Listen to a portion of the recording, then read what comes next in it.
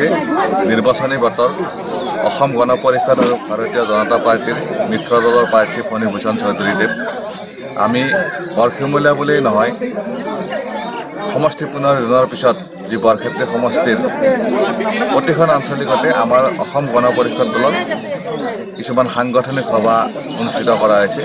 আজি ঠিক সেইদৰে খানেকুছি পঞ্চায়ত খানেকুছি যিখন আমাৰ আঞ্চলিক সমিতি আছে তাৰ সাংগঠনিক সভাখন আমি এই বৰশিমলীয়াত অনুষ্ঠিত কৰিছোঁ।